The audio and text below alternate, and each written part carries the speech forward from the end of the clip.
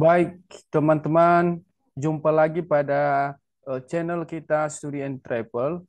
Pada video kali ini kita akan membahas soal-soal P3K tahun 2023 khususnya untuk P3K Guru. Dan sebelum kita bahas, saya minta kepada teman-teman semua yang belum subscribe, tolong di-subscribe untuk mendukung channel ini dan juga untuk membantu teman-teman mendapatkan notifikasi untuk setiap video yang akan kami upload. Baik, teman-teman, kita mulai saja dari soal nomor satu. Menurut teori kognitif, ilmu pengetahuan dibangun dalam diri seorang melalui proses interaksi yang berkesinambungan dengan A. Materi belajar, B. Guru, C. Teman belajar, D. Keluarga, E. Lingkungan. Jadi kita lihat di sini teman-teman, eh, dari teori kognitif ini adalah yang mengutamakan proses belajar, bukan hasil belajar. Tidak terlalu penting hasil belajar. Jadi di teori kognitif ini yang diutamakan adalah teori belajar. Jadi jawaban untuk nomor satu ini teman-teman adalah bagian bagian E yang berkesinambungan dengan lingkungan. Baik, kita lanjut teman-teman.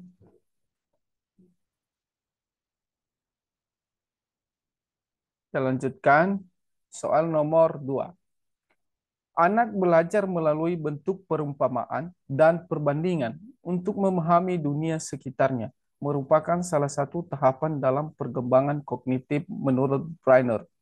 Tepatnya tahap titik-titik A enaktif, B ikonik, C simbolik, D komparasi, E informatif.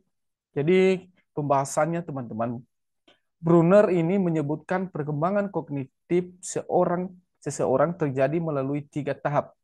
Dari caranya melihat lingkungan, yaitu ada tahap inaktif, yaitu seseorang melakukan aktivitas-aktivitas dalam upayanya untuk memahami lingkungan sekitarnya. Itu tahap inaktif yang bagian A. Tapi yang disampaikan di sini adalah anak belajar melalui bentuk perumpamaan dan perbandingan. Sedangkan enaktif adalah tahap dari cara melihat lingkungan, eh, memahami lingkungannya. Kedua, tahap ikonik dari Brunner ini ada tahap ikonik, yaitu seseorang memahami objek-objek atau dunianya melalui gambar dan visual verbal. Artinya, dalam memahami dunia sekitarnya, anak belajar melalui bentuk perumpamaan dan perbandingan.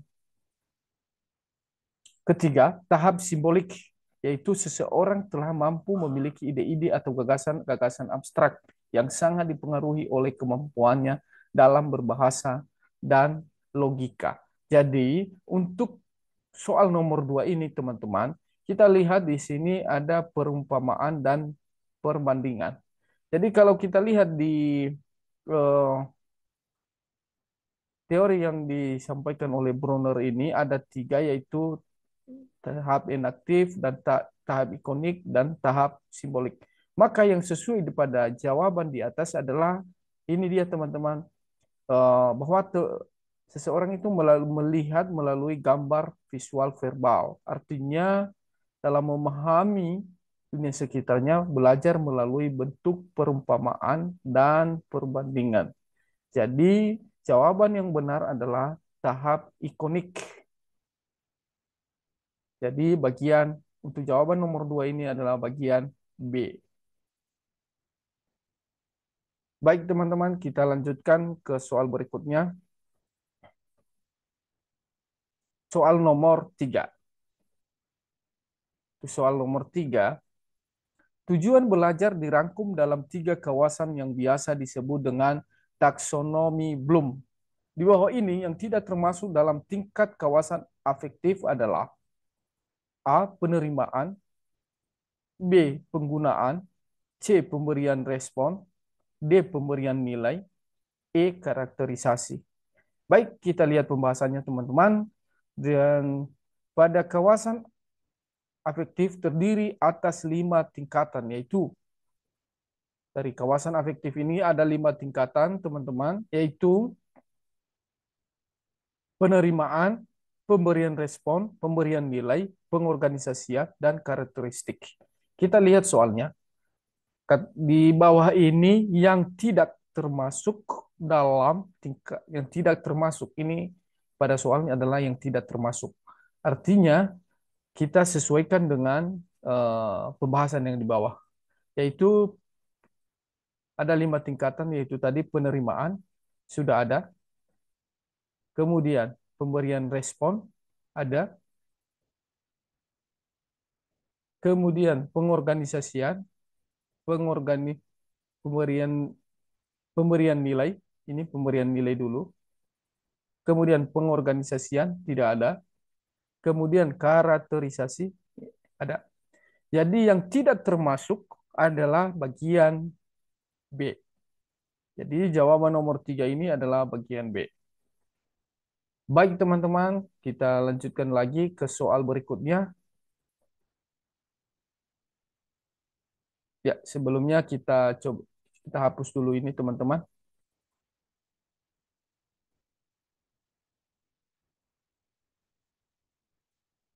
Baik, kita lanjutkan ke soal nomor 4. Ke soal nomor 4. Ini dia teman-teman. Materi pelajaran yang disusun dengan menggunakan pola atau logika tertentu dari sederhana ke kompleks merupakan penerapan dari teori belajar A. Konstruktivisme, B. Humanistik, C. Behavioristik, D. Kognitif, E. Semua jawaban benar. Jadi kita lihat teman-teman bahwa dari beberapa teori yang disampaikan di sini yang sesuai dengan eh, soalnya, bahwa kita lihat bahwa teori kognitif merupakan ilmu pengetahuan dibangun dalam diri seseorang melalui proses interaksi yang berkesinambungan. Nah, dari sini teman-teman, kita lihat ada interaksi yang berkesinambungan. Interaksi yang berkesinambungan sehingga materi pelajaran sehingga materi pelajaran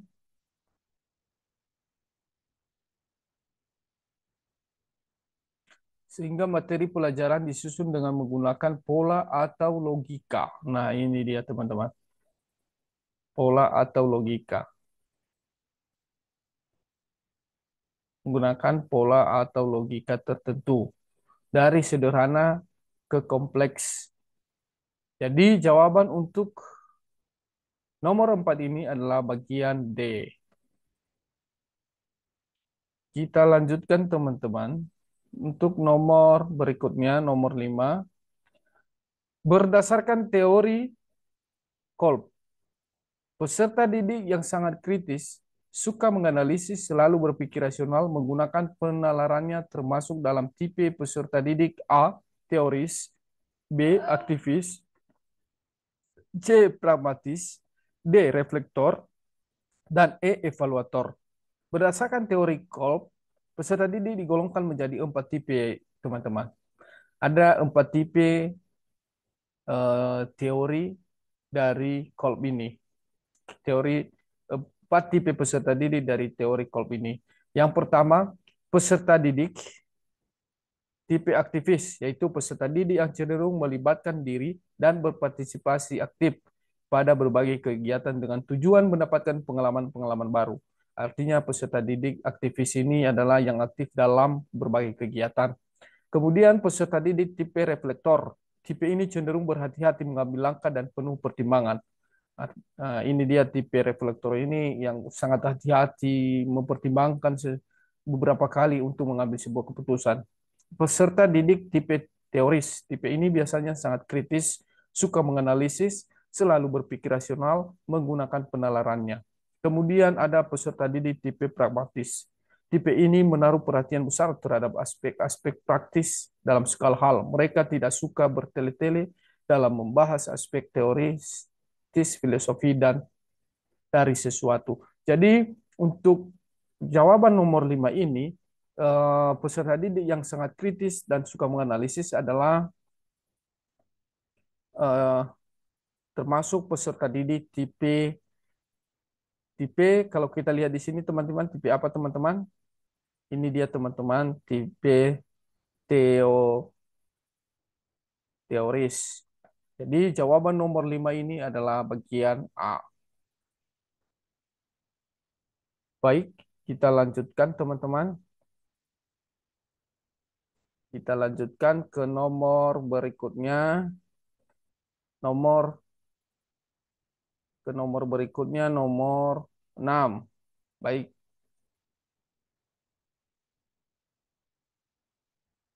oke. Kita coba baca nomor 6. Dalam teori belajar konstruktivitis, guru tidak mentransfer pengetahuan yang telah dimilikinya, melainkan membantu peserta didik untuk titik-titik A. Menemukan cara belajar yang tepat. B. Memahami konsep pengetahuan. C. Menemukan pengetahuan baru. D. Mengembangkan kepribadian dan karakter.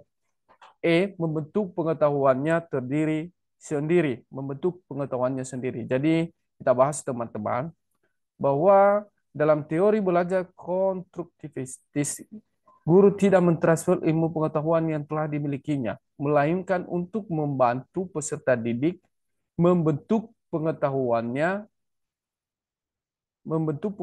sendiri, sehingga guru dituntut untuk lebih memahami jalan pikiran atau cara pandang peserta didik dalam belajar. Jadi jawabannya adalah bagian E. Ini teman-teman. Kita lanjutkan teman-teman ke nomor berikutnya. Nomor 7. Oke, nomor 7. Nomor 7 dalam proses mengajar. Dalam proses mengajar, Bu Ida berusaha untuk menawarkan berbagai sumber belajar kepada peserta didik, seperti situs-situs web yang mendukung pembelajaran. Tindakan yang dilakukan oleh Ibu Ida tersebut merupakan penerapan dari teori A, humanistik, B, behavioristik, C, kognitif, D, konstruktivitis, E, mimetik. Jadi kita bahas teman-teman, penerapan teori humanistik akan sangat baik saat guru dapat membuat hubungan yang kuat dengan peserta didik, juga membantunya berkembang secara bebas. Contohnya dalam proses belajar, guru dapat menawarkan berbagai sumber belajar kepada peserta didik seperti situs web yang mendukung. Jadi jawaban dari eh, nomor 7 ini adalah bagian ini teman-teman bagian A. Karena penerapan teori humanistik ini akan sangat baik bagi guru dapat membuat hubungan yang kuat dengan peserta didik, juga membantunya berkembang secara bebas. Nah, itu dia teman-teman. Oke, kita lanjutkan ke nomor berikutnya. Kita lanjutkan ke nomor berikutnya, nomor 8. Nomor 8. Oke, nomor 8. Zona Zona perkembangan proksimal menurut Vygotsky meliputi tahapan-tahapan di bawah ini kecuali A. Tindakan anak masih dipengaruhi atau dibantu orang lain. B. Tindakan anak yang didasarkan atas inisiatif sendiri. C. Tindakan anak berkembang spontan dan terinternalisasi. D. Tindakan anak berkembang terarah dan memiliki tujuan. E. Tindakan anak spontan akan terus diulang-ulang sehingga anak siap untuk berpikir abstrak. Pembahasannya, teman-teman, pembahasannya Vygotsky mengemukakan ada 4 tahapan zona perkembangan proksimal yang terjadi dalam perkembangan dan pembelajaran, yaitu tahap satu, tindakan anak masih dipengaruhi atau dibantu orang lain. Oke. Kedua, tahap 2, tindakan anak yang didasarkan atas inisiatif sendiri. Dan ketiga, tindakan anak berkembang spontan dan kriminalisasi. Kemudian ada satu lagi ini teman-teman, saya lupa tadi tulisnya, tindakan anak spontan akan terus diulang-ulang hingga anak siap untuk berpikir abstrak. Jadi ada empat eh, empat tahapan-tahapan yang dikemukakan oleh Vygotsky ini, yaitu seperti yang saya sebutkan tadi di bagian A, bagian B, bagian C, dan bagian E. Jadi yang kecualinya adalah tindakan anak berkembang terarah dan memiliki tujuan. Ini tidak ada dari uh, Vygotsky ini. Jadi jawaban bagian nomor 8 ini bagian D. Baik, kita lanjutkan ke nomor berikutnya. Nomor 9. Dalam menerapkan teori belajar Ausubel, terdapat dua fase yang harus dilalui, yaitu perencanaan dan pelaksanaan. Dalam fase perencanaan, guru melakukan beberapa hal di bawah ini kecuali A. Menetapkan tujuan pembelajaran. B. Mendiagnosis latar belakang pengetahuan peserta didik. C. Membuat struktur materi. Dan D. Memformulasikan advance organizer. E. Memformulasikan rekonsiliasi integratif. Baik, kita masuk pada pembahasannya, teman-teman. Pada fase perencanaan dalam penerapan teori belajar Ausubel, guru melakukan hal-hal berikut. Pertama, menetapkan tujuan pembelajaran. Ini bagian A sudah. Mendiagnosis latar belakang pengetahuan peserta didik. Ini bagian B. Membuat struktur materi. Ini membuat struktur materi dan memformulasikan advance organizer. Ini. Jadi jawaban bagi nomor 9 ini adalah bagian E. Oke, kita lanjutkan pada soal berikutnya, teman-teman.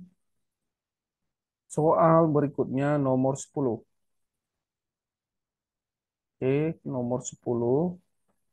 Proses belajar akan berjalan dengan baik dan kreatif jika guru memberi kesempatan kepada peserta didik untuk menemukan suatu aturan melalui contoh-contoh yang menggambarkan aturan yang menjadi sumbernya. Pernyataan tersebut merupakan teori belajar dari A. Thorndike, B. Piaget, C. Brunner, D. Ausubel, dan E. Dorman. Pembahasan. Jerome Brunner merupakan tokoh teori kognitif yang mengembangkan teori free discovery learning. Jadi, teori tersebut menjelaskan proses belajar akan berjalan dengan baik dan kreatif jika guru memberi kesempatan peserta didik untuk menemukan suatu aturan, termasuk konsep, teori, definisi, dan sebagainya, melalui contoh-contoh yang menggambarkan atau mewakili aturan yang menjadi sumbernya. Jadi, teori yang ini yang memberi kesempatan kepada peserta didik untuk menemukan suatu aturan melalui contoh-contoh yang menggambarkan aturan yang menjadi sumbernya adalah teori dari Browner, Jerome Browner. Jadi jawaban untuk nomor 10 ini adalah bagian C. Oke, kita lanjutkan pada soal berikutnya. Nomor 11. Aktivitas belajar yang berkaitan dengan penataan informasi, reorganisasi, perspektual, dan proses internal merupakan hakikat belajar berdasarkan teori behavioristik, kognitif, C. Humanistik, D. Konstruktivisme, E. Elaborastik. Kita masuk pada pembahasan. Hakikat belajar menurut teori kognitif dijelaskan sebagai suatu aktivitas belajar yang berkaitan dengan penataan informasi, reorganisasi, perseptual, dan proses internal. Jadi jawaban dari nomor 11 ini adalah bagian B, kognitif.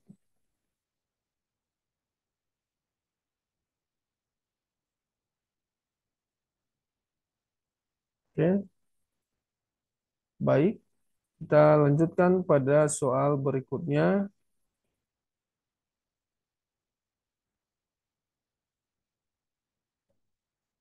Nomor 12. Dalam proses pembelajaran, yang dimaksud dengan pesan adalah A. Simbol komunikasi. B. Media pembelajaran. C. Informasi dari guru. D. Materi pembelajaran. E. Pernyataan dari guru. Jadi dalam pembelajaran itu apa yang disebut dengan pesan? Itu pertanyaan dari 12 ini. Masuk kita pada pembahasan. Pesan atau message dalam bahasa Inggrisnya adalah message merupakan maksud atau informasi yang akan disampaikan oleh komunikator. Komunikator di sini adalah guru melalui simbol-simbol, melalui simbol atau melalui apa saja dalam proses pembelajaran. Yang dimaksud dengan pesan adalah materi pembelajaran. Jadi itu yang menjadi pesan yang disampaikan oleh eh, komunikator. Komunikator ini adalah guru. Apa pesan yang disampaikan oleh komunikator adalah materi. Jadi untuk jawaban yang di untuk jawaban nomor 12 ini, kalau simbol komunikasi itu eh, adalah simbol, bukan pesan, masih belum pesan. Pada pembelajaran itu yang menjadi pesan adalah materi pembelajaran, materi pembelajaran. Dan proses pembelajaran yang dimaksud dengan adalah materi pelajaran. Itu dia yang di. Jadi jawaban nomor 12 ini adalah D.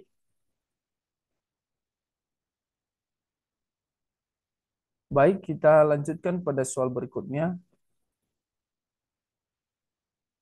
Nomor 13, pengetahuan keahlian dan algoritma spesifik suatu subjek termasuk ke dalam jenis pengetahuan. A. Prosedural.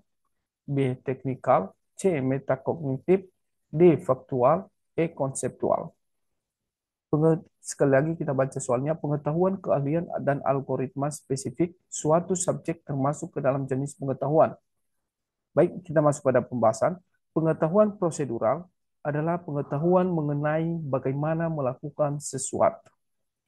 Berikut ini yang termasuk pengetahuan prosedural adalah pengetahuan keahlian dan algoritma spesifik suatu objek. B. Pengetahuan teknik dan metode spesifik suatu subjek, suatu objek. Seterusnya, pengetahuan kriteria untuk menentukan kapan menggunakan prosedur-prosedur yang tepat. Jadi, kalau pengetahuan keahlian dan algoritma spesifik suatu objek termasuk dalam jenis pengetahuan itu adalah pengetahuan prosedural. Jadi, pengertian dari pengetahuan prosedural adalah pengetahuan mengenai bagaimana melakukan sesuatu. Itu bagaimana cara melakukan sesuatu. Jadi nomor 13 adalah bagian A. Kita lanjutkan pada soal berikutnya. Soal nomor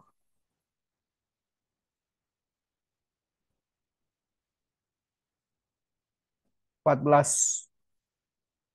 Di bawah ini yang tidak termasuk dalam gejala alam abiotik adalah penyebaran hama, B. Pelangi, C. Terjadinya siang dan malam, D. Terjadinya tsunami, E. Bertiupnya angin. Oke, kita coba bahas. Jadi, gejala alam abiotik merupakan serangkaian fenomena yang terjadi akibat benda-benda mati seperti tsunami, bertiupnya angin, kemudian hujan, kemudian siang dan malam, kemudian serta pelangi. Jadi, untuk jawaban nomor 14 ini adalah A, tidak termasuk dalam gejala alam abiotik, itu penyebaran hama tidak termasuk. Karena yang termasuk dalam gejala abiotik adalah seperti pelangi, terjadi siang dan malam, terjadi tsunami, bertiupnya angin. Sedangkan penyebaran hama ini bukan gejala alam abiotik. Jadi jawaban nomor 14 adalah bagian A. Oke, kita lanjutkan pada nomor berikutnya.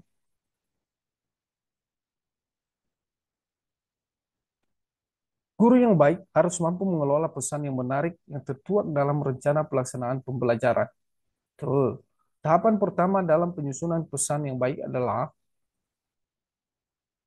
A. Tahap penelitian. B. Tahap kebutuhan. C. Tahap tindakan. D. Tahap perhatian. Kemudian E. Tahap visualisasi. Jadi jawaban untuk nomor 15 ini adalah bagian E. Jadi pembahasannya begini. 5 tahap dalam penyusunan pesan yang baik meliputi adalah yang pertama adalah tahap perhatian, kemudian tahap kebutuhan, kemudian tahap pemuasan atau tahap visualisasi, dan tahap tindakan. Jadi tahap pertama dalam penyusunan pesan yang baik adalah bagian D, tahap perhatian.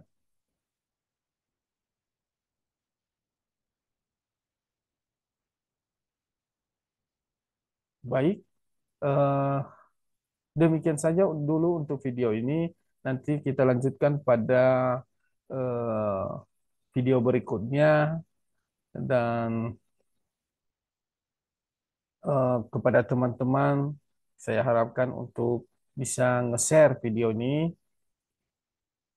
dan membagikan kepada teman-teman yang lain. Terima kasih.